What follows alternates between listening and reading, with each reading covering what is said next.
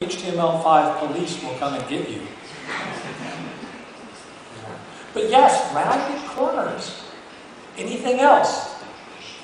Video player. Ooh, a video player, absolutely. That's going to be difficult. One other thing that I can see. Oh, 3 columns with the same height. That's going to be hard. One more thing. You see the circle? The circle with the text in it? That's going to have to be an image. Right? So, a lot of challenges. A lot of images that we're going to have to use. So, before we start building in HTML, perhaps we should get our images ready. Perhaps we should export our images, optimize our images. Yes?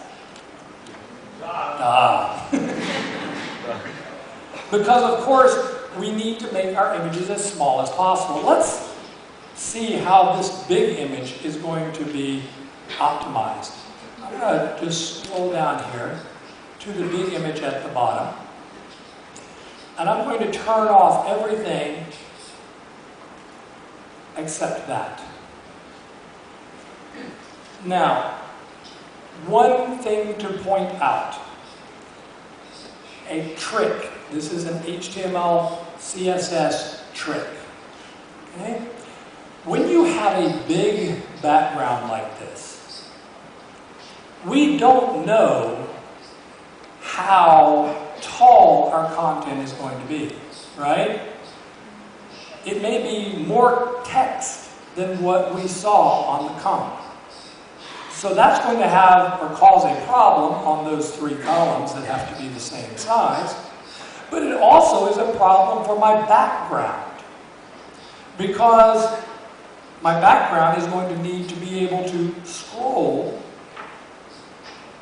And if I do not, if I just simply take an image and I cut it off, then there's no way for me to give the illusion of scrolling. In other words, if my image was simply this area, right? When we stop, there would be a very abrupt, a very sudden change from the picture to the background color, right? Are you with me? Yes. So what we have done here, this is a trick that I've learned through the years. What we have done is instead added a layer mask here. A layer mask to the image. And you can see that this layer mask is fading out in transparency. Then, I just created another bar, a colored box, with the color that I want to use as the background for the rest of the page. This way, when I place the image on the page, the background colors are going to be the same. So I can scroll and scroll and scroll, and you never know where the image actually ended. Okay? With me on that? Yes? So when I export this, I actually need to export with the gray. Now someone asked me recently, why couldn't I simply export with the transparency? Could I? PNG. Yes, somebody said PNG. Yes, I could possibly use a PNG. But the problem is, that's big. What's the word for big in Russian? Okay, that's big. And a PNG at that size is going to be huge. Much larger than a JPEG would be. That's why I've chosen to export with the gray. Now, a question for you. Do you feel comfortable? Do you feel confident that you know how to export an image and make it the smallest size possible, smallest file size. Do you feel confident? If I bring you all up here one by one and make you go through and do it for me, do you think out of all these people that you can get the smallest image? No? I do. I'm going to show you to make sure that everyone knows how to do this when you get help, okay? Here's what we're going to do. We're simply going to go up to our file menu and we're going to choose Save for Web and Devices. Everyone knew that, right? Except there are some things that you need to know about this dialog. First of all, in order to get the smallest possible image, I am going to save this as a JPEG. Now, I'm going to save it as a JPEG. I'm going to give it a quality of 80%. Why did I pick 80? I don't know. I'm just going to give it one of 80%. But here's the trick. Here's the thing you might not know. The next field in the dialog, blur. Do you see I have it set to 0.25? 0.25 blur. Why?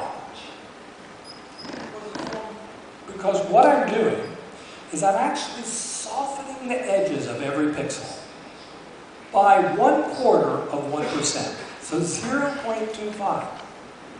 You and I, human beings, we can't see that. We cannot possibly, with our human eye, see 0.25 blur. For us, the image looks the same. But the JPEG algorithm, the thing that optimizes, that crushes the image to its smallest size, is able to compress the image 10 to 15% smaller because of the softness on the edges of every pixel. Ooh. So if I had brought you up here and not told you to do that, my image would always be 10 to 15% smaller than yours. It might even be even smaller. And this depends upon you, because the other area of savings is in the metadata. By default, if you have not changed this setting in your copy of Photoshop, you are saving the copyright and contact info into your image. Of course, that's important for professional photographers. I want to copyright my image. In fact, I may want to have all of my image data in there. But for images that I'm not concerned about, that I'm not worried about protecting, if I choose none, I can save up to 15 kilobytes. 15 kilobytes smaller. That's none versus all information. 15 kilobytes. That's a lot. Okay? So with that, I am going to be able to make the smallest image possible. Now, I'm going to go ahead and save this. Now remember, this is a very large image. It's 1800 by 1400. I'm going to save it.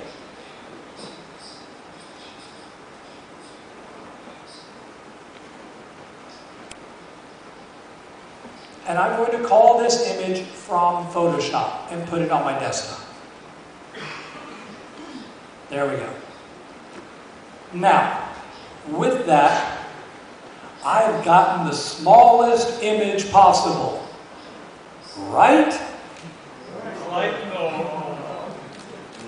Anytime I ask a question like that, the answer is always no. I have not gotten the smallest image.